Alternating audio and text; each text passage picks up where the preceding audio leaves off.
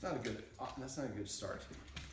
Dogs are what are known as fight or flight creatures. Horses or like rabbits are just exclusively flight. Their defense mechanism is just to run.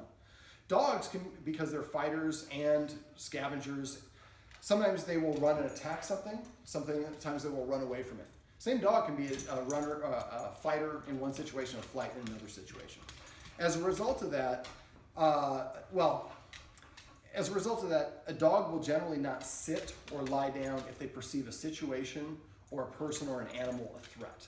They won't immediately go into a run. Now, if I'm laying down, that puts me at a disadvantage. I have to get up 4 limbs and then start moving. Even though dogs are fast, anything that hunts a dog is as fast, if not faster. So it'll come a little bit later, clear later on why we do that. So number 2 is dogs. You only have one dog, so you probably haven't seen this. But dogs will generally stand over something as their way of claiming it. Another dog comes by, that's not aggression, it's saying this is my object. So basically, we'll see how quickly we can do this. This might not be, I might have started the filming a little bit too early. This is usually where I ask the client, do you think I can put a piece of meat on the floor and walk away from it and get the dog to leave it alone? Yeah. Without saying anything? Without saying anything, no. Okay. So, like without? I'm going to have you kind of shift to the edge of the couch if you could, get a little bit better view. All right. So what I'm going to do is I'm going to put this on the ground and I'm going to claim it the way that a dog would. Then I'm going to walk away from it in a very measured way. And I'm going to use the escalating consequences we just went over to communicate that she's to leave it alone.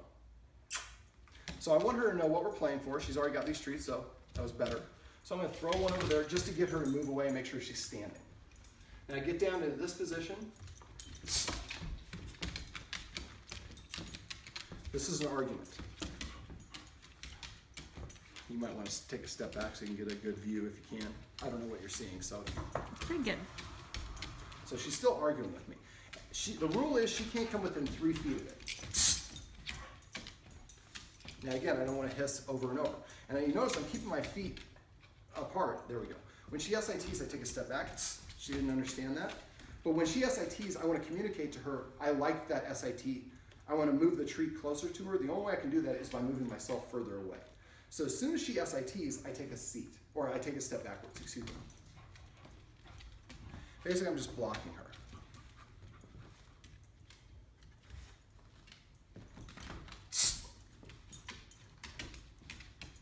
Now, she's not even acknowledging me. That's the first time she has.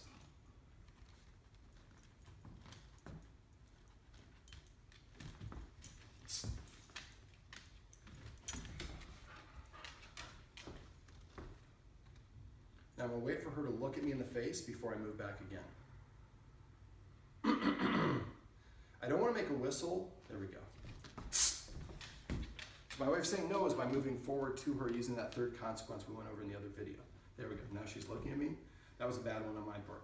I usually only move away when the dog's looking at me in the face.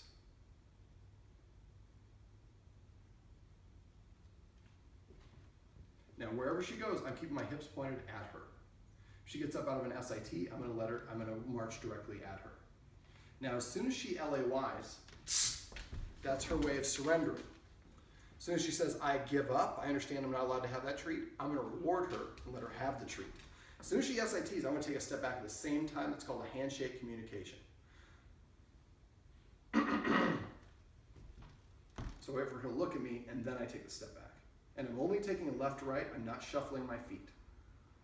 Now this works because, I developed this because, number 1, we're offering trust. We're putting the treat in a completely defenseless position. Number 2, it helps the dog focus, which usually calms them down. There we go.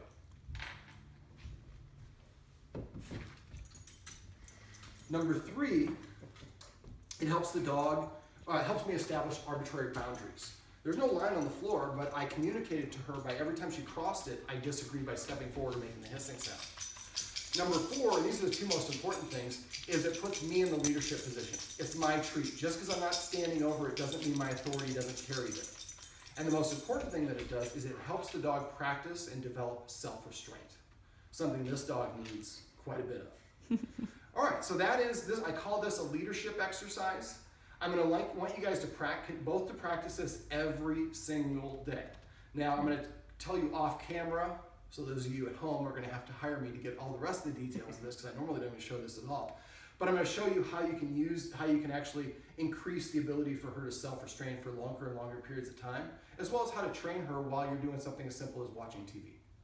All right, thanks for watching.